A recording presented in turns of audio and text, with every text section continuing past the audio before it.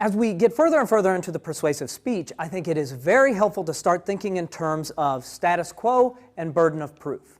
And why should you think through this? Well, because as an advocate, in this speech you're an advocate, and as an advocate you're asking for a change to the status quo for the current state of affairs, or you're arguing against a change. You're in essence saying to your audience, either do this or don't do this. So you need to be thinking in terms of what bar, what argumentative threshold you need to cross in that audience's mind. If you're going to motivate them to take actions, what is that threshold? What do you need to prove? What is your burden of proof in order to motivate them to take action? Now, a lot of this you're going to have to think through your specific case, right? The burden of proof in a burning building to convince people to exit the building, pretty low, right? That's a change from the status quo. It's easy to get them out of there. The burden of proof in other cases far higher. So you need to vibrate this concept against the particulars of your specific case. Nevertheless, it's a good way of thinking. It's a nice intellectual tool for thinking through persuasive speech encounters and argumentative encounters. And I think that having a solid understanding of burden proof just makes life better. I genuinely believe you're going to win more arguments at the end of this lecture if you're unfamiliar with this concept now. It's just a very useful way of thinking about what needs to occur in an argument, what needs to occur in order for persuasion to occur. So what I want to do is I just kind of want to talk a little bit about what the status quo is and how you can think about the status quo in general and in your specific case, and then I want to shift and talk about burden of proof. First, I'll work through an example of burden of proof because this is very formally stated in law cases, and then we'll work through sort of burden of proof in argumentation. So to begin with, status quo. Status quo gets a lot of bad rap, right? I mean, certainly in American political discourse, status quo is framed as a bad thing. He is not but a defender of the status quo. Status quotidian, status quotidian. But it's not. Status quo is merely a descriptive term. It simply means the existing state of affairs. What is? Status quo is neither good nor is it bad. It is descriptive. Okay? So anytime you're making an argument, you're probably bumping up against this status quo concept. Okay, so let's say, when I was very young, I started in radio, and it was a public radio station, college radio station, so they had to do fundraising. So lots of times we had to go to the air and do on-air fundraising. Well, I'm arguing for a change to the status quo when I'm asking for funds. They currently haven't given us their money. I would like them to change that and give us their money. So you're arguing for a change to the status quo. Okay, they're not giving money now, they should be giving. As we've talked about, I think at least once or twice I've mentioned, if you are advocating, if your persuasive speech is on encouraging people to go to farmers markets or support the local food supply chain, then you would argue that people need to go to farmers markets. The idea is that the status quo is currently not enough people are going. And so more people need to go. So you're arguing for a change to the status quo. Or certainly any time you're at work and there's a new policy that's at issue or a problem that needs to be solved, you're bumping up against what is the current state of affairs and do we maintain it or do we change it? So in your persuasive speech for this class, you're arguing somewhere around the status quo. So you might say, some people want to change the status quo, but I don't believe we should. So you're defending the status quo. Or in other cases, you would say, what we have right now is not good. We need to change the status quo. Here in the U.S., and this has certainly probably gained a lot of coverage globally, is healthcare reform. Healthcare reform. Big issue in the U.S. So up until recently, the administration was arguing for a change to the status quo. We didn't have what they saw as sufficient healthcare coverage laws. They argued for these healthcare coverage laws. Those who were opposed, the Republicans mainly in Congress, were opposed to these changes, and they said, no, we don't need that new health care law, or those new health care laws will be more problems than they're solving. So you've got for and against, for change, against change. And this arguing for and against change gets us to the concept of burden of proof. And burden of proof is, once again, very helpful in thinking through what sort of evidence you're going to come up with or how you're going to structure your argument.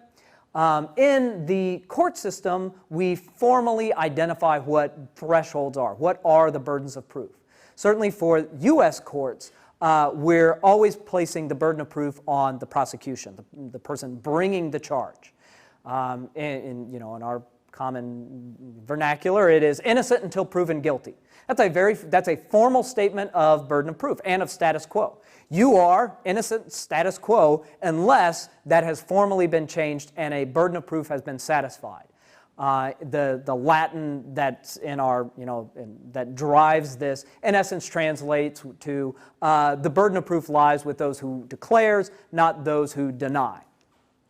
So you can think in terms of this as varying levels of burden of proof, increasing thresholds. So we've got a certain burden of proof for civil trials, another burden of proof just for when maybe we're thinking about police are trying to make an arrest, and certainly the highest burden of proof that we reserve for criminal trials. And that makes sense, right? Even though you might lose money in a civil trial, you're probably not going to lose your freedom. So we place a higher burden of proof on those who are trying to, in essence, deny the freedom of someone. Okay? Now, they might deserve to have their freedom denied. Maybe they committed a heinous crime. But we say that burden of proof is reserved for someone who's going to be potentially put in jail. So in civil court cases, we would say, all right, we formally state the burden of proof is that the prosecution must show a preponderance of evidence. Okay, this is sort of the 51% rule. It's more likely true than it's not true.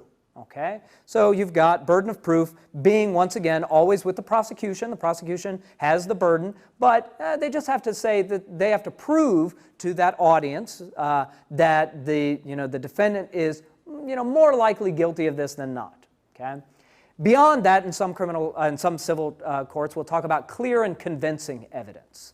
So that's slightly higher than just a preponderance of evidence. You sort of preponderance here, clear and convincing. Let's say we're thinking about when police are pulling somebody over and at a traffic stop. Well, even there, we've got a couple of different burdens of proof. We've got reasonable suspicion. Reasonable suspicion, it has to be more than just a hunch or that person looks fishy. You've got to have a reasonable suspicion. We formally state what type of suspicion it must satisfy. Beyond that, we talk about probable cause. Evidence will probably be found if you engage in an arrest or do a search. Then we get to criminal cases. Criminal cases are very standardized, right? We say that the prosecution must prove beyond a reasonable doubt. That's a high bar, beyond a reasonable doubt. It's not beyond an unreasonable doubt. That would be too high. Some people think that all sorts of things. So you can't satisfy all unreasonable doubts, but you say beyond a reasonable doubt. That's the highest threshold that we use in court cases. Now, argumentation doesn't have these formal laws, right? No one's getting passing the bar to become an arguer, right? That's reserved just for that profession. You're engaged in persuasion and argumentation, so we don't have a hard and fast rule. Typically, though, a useful way of thinking about this is he who asserts must prove. So if you're arguing for a change to the status quo, we would say you have the burden of proof, if you're arguing for a change.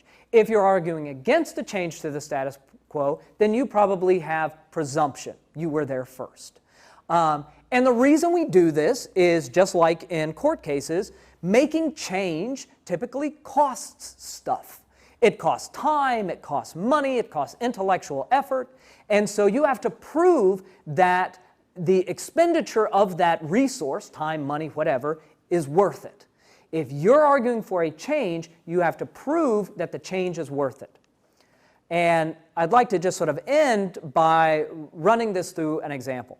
So there's a professor of argumentation, Christopher Johnstone, and he told this story. He actually had an elected position in addition to being a teacher, public speaking teacher, professor of rhetoric. He had an elected position. This is at a small college town. And he tells a story of he was sitting on the board, and there was this husband and wife developer team. And they wanted to go into a residential neighborhood and build a tall building. Not hugely tall, but it was above what the building code had set for that area. Building code probably was, it can only go 3 stories, and they wanted to go in and build this 5-story building. And so he's sitting there, and people said, well, the neighbors were concerned that if they built this building, the property values of those houses would go down. So, they come in front of the city council for an exception, so they can build this tall building. The professor's sitting on the city council, and he says, well, why? They're worried that it's going to harm their property values. Can you show that it won't harm their property values? And the husband and wife team says, well, no, we can't. But can they show that it will harm their property values? Professor says, they don't have to. You are the one arguing for a change. You are the one that if this change goes through, and it in fact harms their property value, are to blame. So they hadn't thought through burden of proof. They had just said, well, it's 50-50 one way or the other. Maybe it will devastate their life savings, maybe it won't. Come on, give it to us, it sounds fun. No, burden of proof means you have to think through what are the potential consequences. If you're arguing for a change, usually the burden of proof lies with you. So knowing what the status quo is and how your argument stands in relationship to it is very helpful. And so in the next lecture, we're going to look at some ideas for developing arguments around this status quo idea.